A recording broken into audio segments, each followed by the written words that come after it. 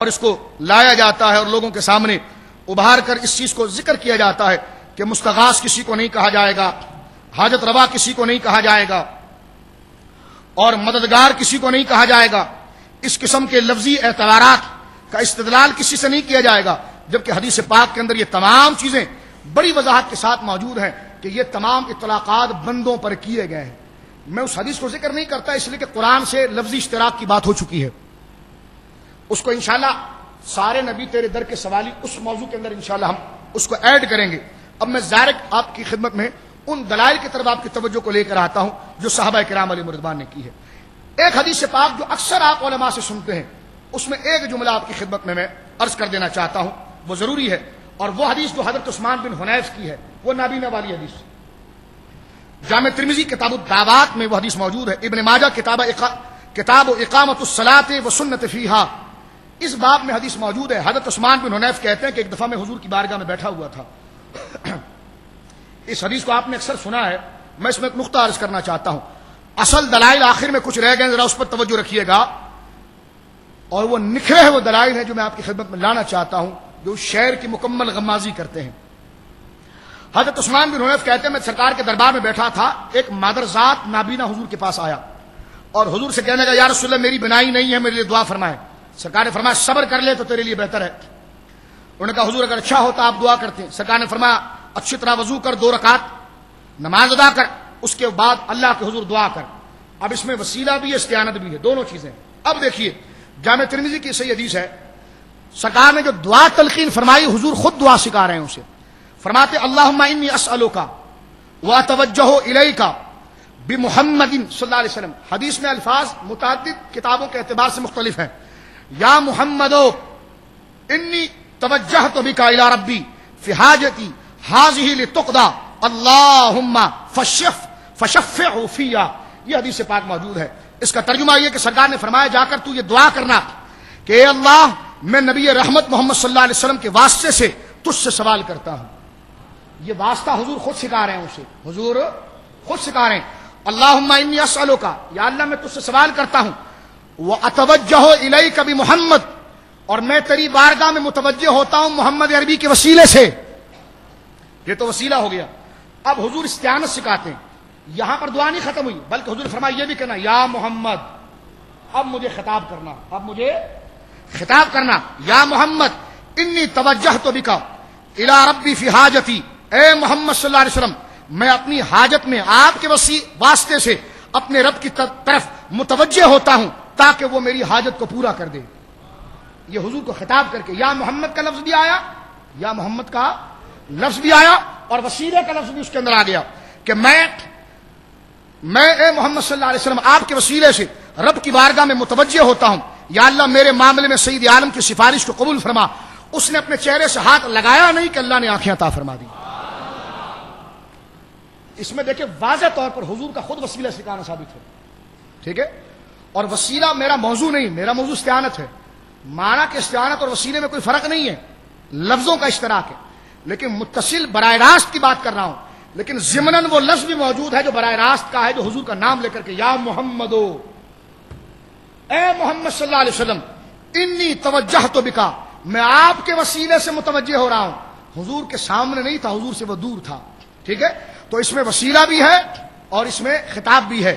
اور اسی کی ایک بات ہے کہ سیدنا عثمان غنی ذو النورین رضی اللہ تعالیٰ کے دور میں حضور کے وصال کے کئی سال بعد، طبرانی معجم الکبیر جلد نمبر 9 حدیث نمبر 8311، طبرانی معجم الصغیر جلد نمبر 1 صفحہ نمبر 183 184 پر یہ بات موجود ہے کہ دور عثمان غنی میں ایک شخص حضرت عثمان غنی کے دربار میں پہنچا۔ عثمان غنی اس کی طرف متوجہ نہیں ہوتے تھے، وہ پریشانی حال جب بھٹک رہا تھا تو یہی صحابی جو اس وقت حضور کے دربار میں موجود تھے، جنہوں نے نابینا کو دیکھا تھا، یہ حضرت عثمان غنی کے دروازے پر موجود تھے۔ اس نے اس پریشانی حال شخص کو دیکھ کر فرمایا کہ ایک عمل تجھے بتاؤں، اگر کرے تو عثمان غنی تیری حاجت سن لیں گے۔ کہا وہ کیا؟ اس نے یہی دعا جس میں یا محمد بھی تھا، یہ حضور کے وصال کے کتنے سال بعد سکھائی، حضور کے وصال کے کتنے بعد سال سکھائی۔ یہ یہاں پر کہتے ہیں یہ تو وظیفہ ہے جناب، سعودی کیا کہتے ہیں؟ یہ تو وظیفہ ہے جناب۔ میں نے کہا وظیفہ تو ہے، اس میں کوئی حرج نہیں ہے، یہ یا رسول اللہ انظر حالنا بھی وظیفہ ہی ہے، اور یہ کہنا کہ بھر دے جھولی میری یا محمد، یہ بھی وظیفہ ہی ہے. یہ یا رسول اللہ المدد، یہ بھی ہمارا وظیفہ ہی ہے. وظیفہ کچھ بھی ہو، سبب سبب ہوتا ہے، مؤثر مؤثر ہوتا ہے. یہ فرق ہر حال کے اندر ممکن رہتا ہے. تو اب جب اس شخص نے وہ دعا کی، حضرت عثمان غنی کے پاس پہنچا تو حضرت عثمان غنی نے اس کا ہاتھ پکڑ کر اپنے ساتھ لے گئے. اس کی ساری باتیں سنی اور اس سے کہا تو پہلے کیوں نہیں آیا میرے پاس، اور سن تجھے کوئی بھی مشکل ہو براہ راست میرے پاس آنا، میں تیری بات سن لوں گا. اور وہ بندہ جب باہر نکلا عثمان بن حنیف سے کہنے لگا اللہ آپ پر رحم فرمائے، آپ نے تو مجھے ایسا عمل سکھا دیا کہ عثمان غنی پہلے میری طرف متوجہ نہیں ہوتے تھے، اس دعا سے متوجہ ہو گئے. انہوں نے کہا جی میرا کوئی کمال نہیں ہے، ایک دن میں حضور کے دربار میں بیٹھا ہوا تھا، حضور کے دربار میں بیٹھا ہوا تھا، ایک مدرزات نابینا حضور کے پاس آیا، اس نے شکایت کی تو حضور نے یہ عمل سکھایا. اب حضور نے یہ تو نہیں کہا تھا کسی اور کو بتانا، لیکن صحابی جانتا تھا حضور کا وسیلہ ہمیشہ مشکل کشائی کرتا ہے، تو حضور کے کہے بغیر خود سے اس نے عثمان غنی کے دور میں سکھا دیا، خود سے سکھایا. کس نے سکھایا؟ حضور نے نہیں کہا تھا کہ اس عمل کو بعد میں سکھانا، بلکہ صحابہ کا ہی نظریہ ہے جب حضور کا وسیلہ اس نابینا کی بھی مشکل کشائی کر سکتا ہے تو امت کے ہر فرد کی مشکل کشائی کر سکتا ہے. امت کے ہر فرد کی، بولیے، امت کے ہر فرد کی مشکل کشائی کر سکتا ہے. ایک اور عام حدیث جو اکثر ذکر کی جاتی ہے آپ کے سامنے رکھتا ہوں. اگر یہ سوال کیا جائے پھر بھی کہ یہاں دعا ہے، میں نے کہا دعا بھلے ہے، لیکن یہاں پر دعا میں بھی حضور سببی ہے اور مؤثر خدا کی ذات ہے، اور خطاب حضور سے ہوا ہے، خطاب حضور سے ہوا ہے، ندا حضور سے ہوئی ہے یا محمد کہہ کر. اب آئیے دعا کی بات اگر آپ کرتے ہیں تو بغیر دعا کے چند حدیثیں آپ کی خدمت پیش کرتا ہوں جس میں در پردہ وسیلہ ہی موجود ہے. حضرت ابو ہریرہ رضی اللہ تعالیٰ اپنے کم حافظے کی شکایت لے کر دربار مصطفیٰ میں پہنچتے ہیں. بولیے سبحان اللہ. بخاری شریف کتاب العلم حدیث نمبر 119. سرکار کے دربار میں پہنچتے ہیں. چند منٹوں کی بحث رہ گئی ہے، توجہ میری طرف رکھیے گا.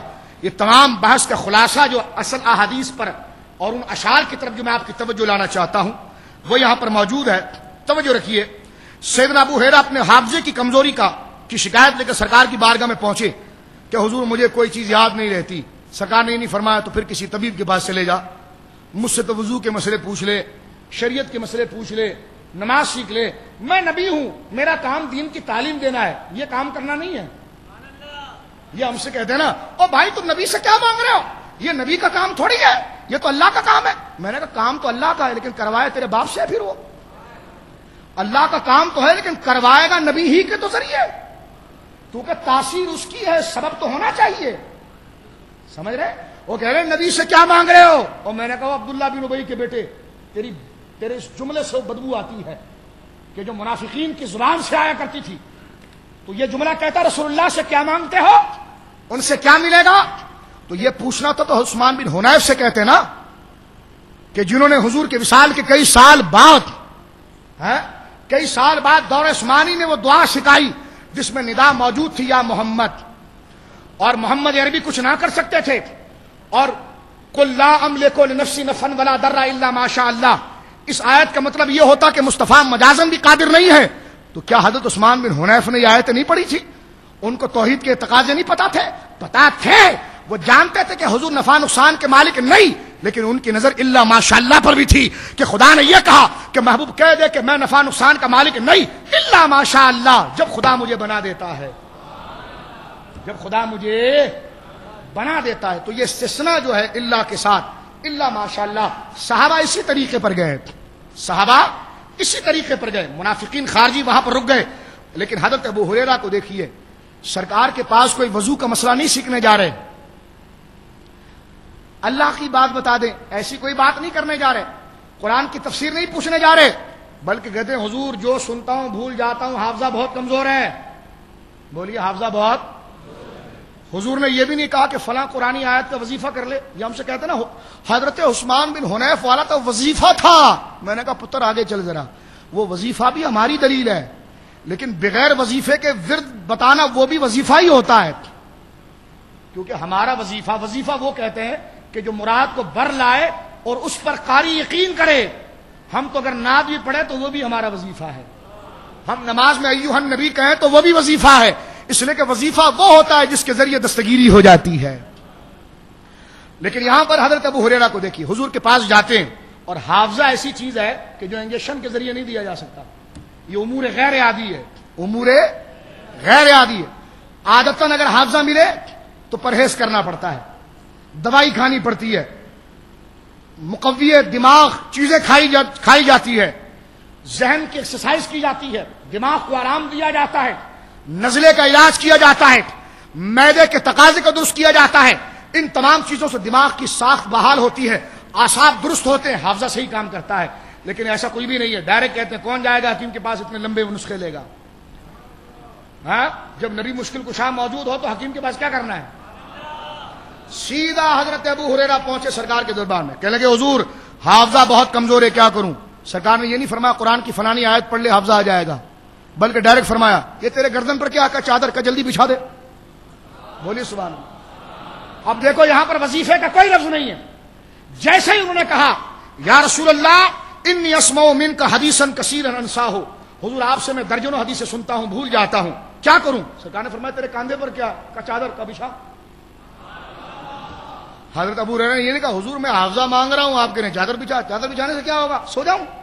نہیں, وہ جانتے تھے کہ میں کسی عام آدمی کے آگے نہیں, اللہ کے خلیفہ کے آگے کھڑا ہوں, اللہ کے نائب کے آگے کھڑا ہوں. اور وہ نائب بھی مطلق ہے. جس طرح اس کے رب کا کوئی فعل حکمت سے خالی نہیں, تو اس کے مظہر عتم کا فعل بھی کوئی حکمت سے خالی نہیں. فرمایا ابو ہریرہ چادر بچھا. ابو ہریرہ کہتے ہیں کہ میں نے چادر بچھائی. قال علیہ السلام ابسط رداک, چادر بچھا دے. میں نے چادر بچھائی. فبسطته قال فغرف بيده, سرکار نے خالی ہاتھ ہوا میں لہرایا. ذرا لب بناؤ ایسے لب جیسے دعا کرتے ہیں. سرکار نے اس طرح ہوا میں اٹھایا اور اٹھا کر جھولی میں پھینک دیا. ابو ہریرہ نے یہ نہیں کہا کہ حضور یہ ہاتھ خالی ہے, یہ کیا کر رہے ہیں؟ وہ تو وہابی کتا ہے جو سمجھتا ہے, وہ تو منافق ہے. صحابی تو یہ سمجھتے ہیں کہ نظر ہمیں نہیں آ رہا, لیکن کونین کی نعمتیں یہاں پر موجود ہیں. اٹھا کر آپ نے جھولی میں پھینکوا دی اور فرمایا, ارشاد فرمایا ضمہ, سینے سے لگا. ابو ہریرہ نے کہا حضور یہ کیا ہے؟ قرآن کہتا قل لا املک لنفسی نفعا ولا ضرا الا ما شاء اللہ, آپ کسی نفع نقصان کے مالک نہیں ہے. یہ کیا چادر ہے اور یہ کون سا طریقہ ہے؟ قرآن میں کہاں لکھا ہوا ہے؟ یہ آیتیں آج وہابی لکھ کر میسج کرتے ہیں کہ اے نبی کہہ دو میں کسی نفع نقصان کا مالک نہیں. اور جعلی صحابہ کے ماننے والوں, غداروں اور خارجیوں, کیا صحابہ حضرت ابو ہریرہ کو یہ بات پتا نہیں تھی؟ یہ آیت ان کے سامنے نہیں تھی؟ اس کا جواب دو, علمی جواب دو, اس کا علمی جواب دو. تم تو صحابہ کو بھی مشرک بنا رہے ہو, اس لیے کہ حضرت ابو ہریرہ کے نزدیک لا املک لنفسی نفعا ولا ضرا الا ما شاء اللہ, یہ حدیث آیت تھی, یہ حدیث ان کی نظر میں تھی کہ جب مدد مانگو تو اللہ ہی سے مانگو. یہ بات پتا تھی, پھر بھی حضور کے پاس کیوں گئے؟ اس لیے گئے کہ دیتا وہ ہیں دلاتے یہ ہیں, دیتا وہ ہیں دلاتے یہ ہیں. یہ ذاتی طور پر تو نفع کے مالک نہیں ہے, ذاتی طور پر تو نفع کے مالک نہیں ہے. یہ کہتے اگر نفع کے مالک ہیں تو اپنے چچا ابو طالب کو کلمہ کیوں نہیں پڑھایا ہے؟ اپنے چچا ابو طالب کو کلمہ کیوں نہیں پڑھایا؟ اور میں نے کہا زبان لہجہ صحیح کر, ایودھیا کے سکھ زبان صحیح کر. بنارس کے گنگا میں نہانے والے ہندو پنڈت زبان صحیح کر. نام مسلمانوں کا لہجہ ہندوؤں سے بھی بدتر ہے تیرا. تجھے پتا نہیں اللہ کے نائب اعظم کی بارگاہ میں ایسی باتیں ہوتی ہیں؟ حضرت عمر ہوتا تو تجھے چیر کر رکھ دیتے. یہ تو ہمارے ایمان مارے گئے ہیں جو تم جیسے شیطان اور ابلیس کی اولادوں کو ہم برداشت کر رہے ہیں, اور ہمارے ایمان کمزور ہو گئے ہیں کہ ہم ایسے لفظ وغیرہ بیان کریں تو اگلا کہتا ہے اتنا سخت نہیں بولنا چاہیے. میں نے کہا بیٹا اسی پر جمع رہے اور دیکھتے ہیں کہ ایمان پر لے جانے والی سختی ہے یا تیری یہ دوگلا پالیسی ہے. ہم نے سختی اپنی ذات کے لیے نہیں کی, گستاخ پر کی ہے, اور اس گستاخ پر کی ہے جس کے عیب کو خدا خود قرآن میں کھولتا ہے. حبیب اتل بعد ذالک زنیم, حبیب تیرا گستاخ حرامی ہے, حرام زادہ ہے, زنیم ہے, زنا کی اولاد ہے. خدا جسے قرآن میں نبی کے گستاخوں کو حرامی اور حرام زادہ کہہ دے اور وہ پڑھنا ثواب ہو, اس کو خدا کی سنت پر عمل کرنا نہیں کرنا, ہر ایک کے بارے میں نہیں بولنا ہے. خدا کی رسول اللہ کی بھولی بھاری امت کے بارے میں نہیں بولنا ہے, دجال کے گروہ کے بارے میں بولنا ہے جو حضور کو عامیانہ انداز میں خطاب کرتے ہیں. منافقین جب حضور سے خطاب کرتے تھے نا تو لوگوں کو کہتے انظر ھذا الرجل, اس آدمی کو دیکھو. یہ جگہ جگہ موجود ہے. صحابہ کرام جب حضور کو دیکھتے تو کہتے انظر یا رسول اللہ، دوسرے سے کہتے کہ دیکھو یہ اللہ کے رسول ہے، اور منافقین کہتے تھے انظر ھذا الرجل، دیکھو اس آدمی کو، دیکھو اس مرد کو. تو وہ لفظ حضور کے لیے کیا لاتے تھے؟ رجل، اس مرد کو دیکھو، یعنی عامیانہ لفظ، اس مرد کو دیکھو یہ کیا باتیں کر رہا ہے. اور صحابہ کرام علیہ رضوان کہتے تھے یا رسول اللہ، یا نبی اللہ، یا حبیب اللہ. تو بس یہ ورثہ امام احمد رضا کو ملا اور ان کے صدقے ہمیں ملا. اس پر ہمیں موت بھی قبول ہے، انشاءاللہ خاتمہ بالخیر ہوگا. ہاں سمجھ رہے میری بات آپ؟ خاتمہ بالخیر ہوگا. اب توجہ میری طرف رکھیے. حضرت ابو ہریرہ رضی اللہ تعالیٰ سے حضور نے فرمایا لب اٹھا کر پھینکی اس جھولی میں، فرمایا سینے سے لگا. وہ لام لے کو لنفسی نفن ولا درا کو جانتے تھے. ایک لفظ یہاں پر رہ گیا کہ لگے کہ نفع کے مالک تھے تو ابو طالب کو کلمہ کیوں نہیں پڑھایا؟ میں نے کہا مسلم شریف کتاب الشفاعت اٹھا کر دیکھے. حضرت عباس نے خود حضور سے پوچھا حضور آپ کے چچا ابو طالب آپ کے ساتھ اتنی بھلائی کی ہے، حل نفع تھا، آپ نے ان کو نفع پہنچایا؟ یہ مسلم شریف کے الفاظ ہیں. کس کے الفاظ ہیں بولیے؟ کہتے رسول نفع نہیں دے سکتا. میں نے کہا حضرت عباس حضور کے چچا صحابی ہیں، حضور کے چہرے پر کہتے ہیں حضور آپ نے ابو طالب کو نفع پہنچایا؟ بولیے سبحان اللہ. یہ لفظ تو عام ہے لیکن نفع نقصان انہوں نے ایک ہوا بنایا ہوا ہے. کیا بنایا ہوا؟ کہ یہ غیر خدا پر استعمال کرو گے تو شرک. حضرت عباس کہتے حل نفع تھا یا رسول اللہ، حضور آپ نے ابو طالب کو نفع پہنچایا؟ سرکار نے یہ نہیں کہا نفع لام لکو لنفسی نفع ولا ضرا، میں تو کوئی نفع نقصان کا مالک نہیں، بلکہ حضور فرماتے ہاں چچا میں نے نفع پہنچایا ہے. مسلم شریف پہنچایا. کہا حضور کیا؟ فرمایا وہ پہلے جہنم کے گڑھے کے اندر تھے، میری نسبت اور میری غلامی ان کو کام آئی. فرمایا فاخرجتہ الی الدحداح، میں نے ان کے ہاتھ پکڑ کر ان کو کھینچا اور کھینچ کر میں نے جہنم میں سب سے اوپر رکھ دیا ہے، اور اب صرف ان کے پاؤں کے تلوے کے اوپر آگ لگتی ہے. یہ بخاری مسلم کے اندر موجود ہے جس میں نفع کا لفظ موجود. اور اگر یہ کہا جائے کہ جناب ابو طالب کو تو کلمہ نہیں پڑھایا، ابو لہب کو تو کلمہ نہیں پڑھایا، اور یہ کیسے اختیارات تھے؟ میں نے کہا اگر کلمے کی تلقین کریں اور اگلے کی قسمت میں نہ ہو اور وہ نہ پڑھے یہ شرک ہے، تو خدا نے بھی تو ابلیس کو کہا تھا سجدہ کر آدم کو، تو ابلیس نے مانا؟ بولو بولو. اگر الزامن یہ کہا جائے اللہ نے فرمایا او ابلیسا سجدہ کر، سجدہ کر آدم کو، مانا اس نے؟ بولو. تو کیا اللہ کا اختیار ختم ہو گیا؟ سمجھ رہے میری بات؟ اللہ کا اختیار معطل ہو گیا. اگر ابو طالب، ابو جہل اور ابو لہب کو کلمے کی تلقین کے بعد اگر وہ پڑھ نہ سکے تو اس سے حضور کے اختیار میں فرق آ گیا. تو رب نے تو ابلیس کو کہا کہ سجدہ کر، اس نے حکم نہیں مانا، تو کیا رب کو بھی کہو گے کہ اس کا اختیار ختم ہو گیا؟ جاہلوں، مصطفیٰ کی ذات وہ ہے کہ جس پر سوال کرو گے تو سوال رب پر جائے گا. سوال کس پر جائے گا بولیے؟ حضرت ابو ہریرہ کہتے ہیں کہ سرکار نے ہاتھ اٹھایا لب اور اس طرح میری جھولی میں ڈال دیا، اس طرح میری بولیے جھولی میں ڈال دیا. فرمایا جھولی میں جیسے ہی ڈالا ثم قال، اور کہا ضمہ، لگا سینے سے، پھر اسے چمٹ جا، اس کے ساتھ چادر کے ساتھ چمٹ جا. یہ بھر دے جھولی نہیں ہے تو دیوانوں کے بچوں یہ کون سا مضمون ہے؟ ذرا مجھے یہ تو سمجھاؤ. امام احمد رضا علم العلا میں لکھتے ہیں او دیوانوں یہ دافل بلا کا ثبوت نہیں ہے تو اور کس چیز کا ثبوت ہے؟ تو فرمایا ضمہ، لگا سینے سے. فرمایا فضممتہ، حضرت ابو ہریرہ کہتے ہیں میں نے سینے سے لگایا. فما نسیت شیئا بعد، فرمایا اس کے بعد میں کوئی چیز نہیں بھولا، کوئی چیز.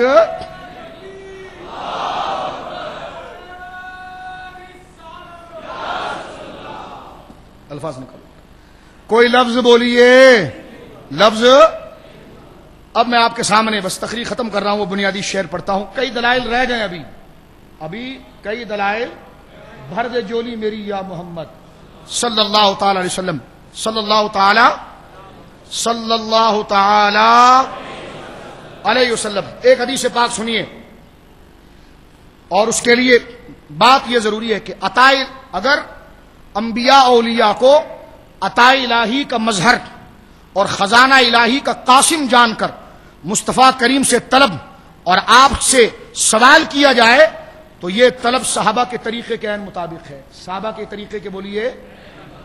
صحابہ حضور سے تو کرتے تھے، حضور سے کرتے تھے، لیکن وہ تو ایسے چیزوں سے کرتے تھے کہ انسان کا دماغ حیران ہو جائے. اس سے پہلے قرآن کی بات سنیے جو سورہ یوسف کے اندر ہے، جب حضرت یعقوب کی نظریں کم ہو گئی، حضرت یعقوب کی نظریں اور بھائیوں کا ملاپ ہو گیا یوسف علیہ السلام سے، کہا باپ تو نابینا ہو گئے ہیں۔ یوسف علیہ السلام نے نہیں کہا کہ ان کو کہو سجدے میں جا کے دعا کریں، ان کو کہو سجدے میں جا کر یا تسبیح لیں اور پڑھیں یا نورو یا نورو یا نورو نور قلوبنا وعیوننا، پڑھیں زیادہ سے زیادہ۔ نہیں، فرمایا اس وظیفے کی کیا ضرورت ہے، نابینا بس اتنی سی بات ہے۔ کہا غلام کو اشارہ کیا جو ابھی میں نے دوپہر میں کپڑا اتارا ہے وہ جبہ لے آؤ ذرا، جو دھلا بھی نہیں ہے ابھی، بولو نا سبحان اللہ، ذرا جبہ لے آؤ، جبہ لے آؤ۔ جبہ لایا گیا، بڑے بھائی کو بلایا، کہا اپنے ہاتھ میں لے، کہا فرمایا اذهبوا بقمیصی ھذا، لے جا میرے اس قمیص کو۔ وابیو یہ تمہارے لیے، تمہارے عقیدہ کش یہ روایت ہے، تمہارے عقیدے کا یہ ناش نکالنے والی آیتیں ہیں۔ توبہ کرو، توبہ کرو اور قرآن کی طرف آؤ۔ اگر یہ مشکل کشائی دافل بلا نہیں ہے تو اور کس کو کہتے ہیں دافل بلا؟ حضرت یعقوب بھی نبی ہیں، حضرت یوسف بھی نبی ہے۔ اگر غیر کی طرف رجوع شرک ہوتا تو آپ نے غیر کی طرف نہیں بلکہ اپنے قمیض کو بھجوایا، جو غیر کے تصور سے بھی غیر ہے، وہ تو آپ کی ذات کا اترا وہ اترن ہے، آپ کی کیا ہے بولیے، اترن ہے۔ فرمایا جا خادم سے کہا وہ دوپہر میں جو کپڑا چینج کیا ہے نا وہ ذرا لے کر آ قمیض میرا۔ قمیض لایا گیا اور دے دیا غلام کو، بھائی کو دیا، کہ لے جاؤ۔ قرآن کہتا ہے سورہ یوسف آیت نمبر 93، آیت نمبر بولیے، آیت نمبر، فرمایا اذهبوا بقمیصی ھذا، لے جاؤ میرے اس قمیص کو۔ کیا کریں اس قمیص کے ساتھ؟ مصلی بنائے؟ فرمایا نہ۔ اس پر نماز پڑھے؟ کہا نہ۔ کہا کیا کریں؟ فرمایا فالقوه علی وجہ ابی، مصلی نہ بناؤ، نماز نہ پڑھو، اسی قمیص کو میرے باپ کے منہ پر ڈال دو۔ بولو نا سبحان اللہ، اسی قمیص کو میری باپ کی آنکھوں پر ڈال دو۔ ارے بھائی اس سے کیا ہوگا؟ فرتد بصیرہ، فوراً آنکھ آ جائے گی، فوراً آنکھ۔ یہ مشکل کشائی نہیں تو اور کیا ہے، یہ دافل بلا نہیں تو اور کیا ہے، یہ سوال اور طلب نہیں، حاجت روائی نہیں تو اور کیا ہے۔ اور کہتے ہیں قرآن آگے کہتا ہے اس بات کو ذکر کرتا، فلما جاء البشیر، جب وہ بشارت دینے والا اس قمیص کو لے کر آیا، القاہ علی وجہہ، اور اس قمیص کو حضرت یعقوب کے چہرے پر ڈالا، اور جیسے ہی آپ کے چہرے پر گویا کہ ڈالا، فرتد بصیرہ، اسی وقت آپ کی آنکھیں آ گئی۔ فرماتا ہے اذهبوا بقمیصی ھذا فالقوه علی وجہ ابی یأتی بصیرہ، میرے باپ کے چہرے پر ڈالنا تو آنکھیں آ جائے گی۔ اب مجھے بتائیے، آپ نے کوئی مصلی نہیں بھجوایا، کوئی وظیفہ نہیں بھجوایا، کوئی دعا نہیں کی؟ یہ تو کہتے ہیں دعا نا، دعا تو جائز ہے۔ میں نے کہا تم دعا تو جائز ہے لیکن اس میں بھی تو وسیلہ ہے، یہاں تو نہ دعا ہے نہ کچھ ہے، یہاں تو ڈائریکٹ کرتا ہے۔ بولے سبحان اللہ۔ یہ مزار کی چادر چوم رہے مسلمان تو انہوں نے فوٹو بنایا کہ وہ ہندو کے چڑھاووں کو وہ چوم رہے اور یہ مزار کی چادر کو چوم رہے، کہنے برابر ہے۔ میں نے کہا ان نبیوں کو کیا کہو گے، ذرا یہ بتاؤ، ان نبیوں کو کیا کہو گے؟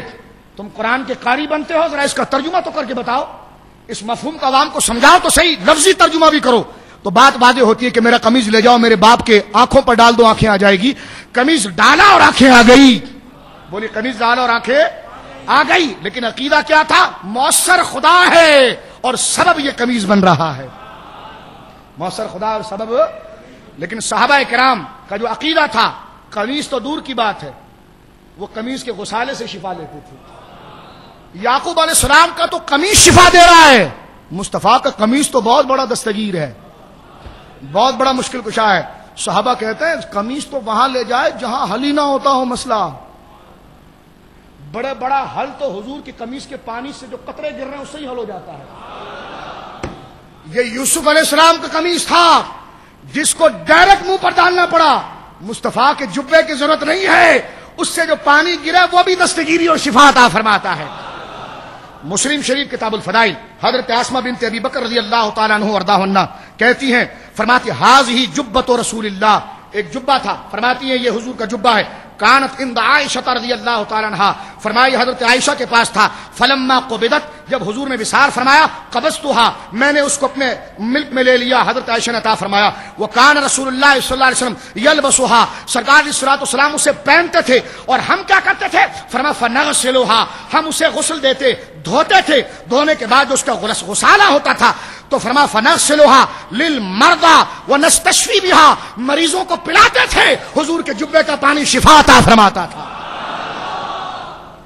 یہ بھر دے جھولی کا مفہوم نہیں تو اور کیا ہے؟ یعنی جب مریض آتا ہوگا تو یہی تو کہتا ہوگا بھر دے جھولی میری یا محمد صلی اللہ علیہ وسلم. تو حضرت آسمہ یہی کرتی ہوگی کہ سرکار تو بھریں گے، سرکار کے ہر آثار بھریں گے جھولیاں، اور جبے کو لا کر پانی پلاتے ہیں تو جناب شفا ہو جاتی ہے. یہ وہی بھر دے جھولی میری یا محمد کے مفہوم کو بیان کیا جا رہا ہے. اور یہاں پر دیکھیے کیا کہتے ہیں، نستشفی بہا، ہم جبے سے شفا لیتے تھے. وہ کافر کیوں نہ ہوئے؟ اگر یہ کہا جائے رسول اللہ سے شفا لینا شرک ہے تو حضور کے جبے کے پانی سے شفا کیسے جائز ہو سکتا ہے؟ تو اب آپ کی کہتے ہیں یہ اللہ دیتا ہے، یا شفا کی نسبت بندوں کی طرف کیوں؟ ہم نے کہا یہ صحابہ ہیں اور موحدین ہیں، یہ توحید کو جانتے ہیں، لا املک لنفسی نفعا ولا ضرا الا ما شاء اللہ کو جانتے ہیں، لیکن پھر بھی کہتے ہیں کہ شفا ہمیں جبے کے پانی نے دی ہے. شفا ہمیں جبے کے بولیے. تو اب آپ دیکھیں اللہ کی طرف نسبت نہیں، جبے کی طرف نسبت ہے. شفا کی نسبت اللہ کی طرف ظاہراً نہیں ہے، مانن ضرور ہے. مانن بولیے، مانن ضرور ہے، لفظاً نہیں ہے میرے دوستو. تو اب آپ دیکھیے کہ یہ الفاظ آپ یہ حدیث ان کے سامنے پڑھ کر تو دیکھیے، اور میں پوچھوں تو صحیح پھر جواب کیا آتا ہے اس کا کہ وَنَسْتَشْفِي بِهَا، ہم اس جبے سے شفا طلب کرتے ہیں. اس جبے سے بولیے شفا طلب کرتے ہیں. تو یہاں پر شفا کی طلب کی نسبت جبے کی طرف کی گئی. تو صحابہ جس طرح جبے کے پانی سے شفا کی طلب کر کے مشرک نہیں ہوئے، تو ہم عین ذات مصطفیٰ سے یہ کہہ کر کہ بھر دے جھولی میری یا محمد، یہ بھی شرک، بولیے یہ بھی شرک. اب آگے آئیے حضرت ربیعہ بن کعب کے وہ کامل الفاظ، اس کے نیچے دو تین تشریحاں جو بیان نہیں کی جاتی میں آپ کے سامنے عرض کرتا ہوں. حضرت ربیعہ بن کعب سے مسلم کتاب الصلاۃ باب فضل السجود، سجدے کے فضائل کے بیان میں حدیث نمبر ہے 4090 اور جو مطبوعہ ہے اس اعتبار سے صفحہ نمبر 226. اس میں حضرت ربیعہ بن کعب الاسلمی کیا کرتے ہیں، اس میں بھی دعا اور وظیفے کا کوئی لفظ نہیں ہے. سنیے غور سے. حدثنی ابو سلمہ، حضرت ابو سلمہ کہتے ہیں کہ راوی کہتا ہے مجھے حدیث بیان کی، اور حضرت ابو سلمہ کہتے ہیں حدثنی ربیعہ بن کعب الاسلمی، مجھ سے حضرت ربیعہ بن کعب الاسلمی نے اس حدیث کو بیان کیا. قال کنت ابیت مع رسول اللہ، کہتے ایک رات میں نے حضور کے ساتھ گزاری. بولے سبحان اللہ، کیا مبارک ہے. کہتے ہیں ایک رات میں نے حضور کے ساتھ گزاری. فاتیتہ بوضوئہ وحاجتہ، سرکار علیہ الصلوۃ والسلام وضو خانے کی طرف آئے اور رفع حاجت کی طرف تشریف لائے. فقال علی، اور میں نے حضور علیہ الصلوۃ والسلام کے لیے وضو کا پانی دیا. جیسا پانی میں نے پیش کیا تو مجھے کہا، فقال علی، مجھ سے کہا، سل، مجھ سے سوال کر ربیعہ، مانگ مجھ سے. کیا فرمایا؟ سل، مجھ سے مانگ، مجھ سے سوال کر. فقلت اسألک، کیا فرمایا؟ اسألک، حضور میں آپ سے سوال کرتا ہوں. یعنی کہتا ہے میں نے حضور کو پانی پیش کیا تو حضور نے میری خدمت کو دیکھ کر دریا رحمت جوش میں آیا. حضور کسی کا احسان تو نہیں رکھتے نا، بلکہ سب پر مصطفیٰ کا احسان ہے. اور انداز دیکھیے عطا کرنے کا انداز. یہ نہیں کہا جا تجھے جنت دی، جا تجھے جنت دی. کہا نہیں، پہلے مجھ سے مانگ. بولے سبحان اللہ، مجھ سے سوال کر. اور الفاظ کہتے سل، مانگ مجھ سے، مانگ، تاکہ وابیوں کا رد ہو جائے اور پتہ چل جائے کہ دیتے تو مصطفیٰ ہیں، لیکن پہلے حاجت کے لیے بھکاری سے کہتے ہیں کہ سوال کر. سوالی بن، سوالی، بغیر سوال کے بھی دوں گا لیکن سوالی بن. اور یہ کہہ کہ مصطفیٰ میں آپ کے در کا سوالی ہوں، مجھے عطا فرمائیے. فرمایا سل، مانگ مجھ سے. یہ بھر دے جھولی میری یا محمد کا تناظر نہیں ہے تو اور کیا ہے؟ یہ دافل بلا کا تقاضا نہیں تو اور کیا ہے؟ مانگ مجھ سے. صحابی کہتے ہیں، وہ بھی کہتے ہیں، یہ نہیں کہتے ہیں میں آپ سے نہیں مانگتا اللہ سے مانگتا ہوں، بلکہ یہ نہیں کہتے اسألک، حضور میں آپ سے مانگتا ہوں. اسألک مرافقتک فی الجنہ، میں جنت میں آپ کا پڑوس چاہتا ہوں، میں جنت میں آپ کا. حضور نے یہ نہیں کہا نہ یہ نہ مانگ، ابھی تو پتہ نہیں مرا بھی نہیں ہے، اور موت کا کس کو پتا ہے، خاتمے کا کس کو پتا ہے، قبر میں کیا ہوگا، حساب و کتاب میں کیا ہوگا، پھر فلاں لمبا معاملہ اس کا کیا ہوگا. یہ ابھی مانگ جو غزوہ ہو رہا ہے، کوئی لونڈی چاہیے، غلام چاہیے، کھجور چاہیے، اونٹ چاہیے، جانور چاہیے، خچر چاہیے، زمین چاہیے، مانگ. کہ نہیں حضور، وہ تو جب حضور نے یہ کہا نا سل، مانگ، تو ربیعہ بن کعب ضرور دماغ میں سوچے ہوں گے کہ کیا مانگوں. مانگا تو سب سے جاتا ہے لیکن بندہ دیکھ کر مانگا جاتا ہے، ذات دیکھ کر مانگی جاتی ہے. کہا کھجور تو سب دے دیں گے، زمین کی حکومت تو دوسرے سے بھی مل سکتی ہے، مصطفیٰ سے وہ مانگے جو کوئی اور نہ دے سکے. فوراً کہا حضور جنت میں آپ کا پڑوس، حالانکہ جنت کئی شرائط کے ساتھ مشروط ہے. حضور نے فوراً فرمایا او غیر ذالک، اور بھی کچھ چاہیے؟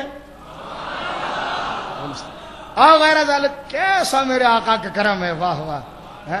او غیر ذالک، اور کچھ چاہیے؟ صحابی کہتے قلت ہوا یا رسول اللہ، بس یہی چاہیے اللہ کو، بس یہی چاہیے اللہ کے رسول. تو یہ جب سوال کیا تو اس میں دو چیزیں ہیں. حضور نے ایک تو فرمایا جو استدلال ہے ہمارا، جو ہمارا طریقے استدلال ہے، جو ہماری حجت ہے، جو ہمارے یہاں پر موضوع کے مطابق جو وہ لفظ سل ہے، کیا ہے؟ سل، مجھ سے سوال کر.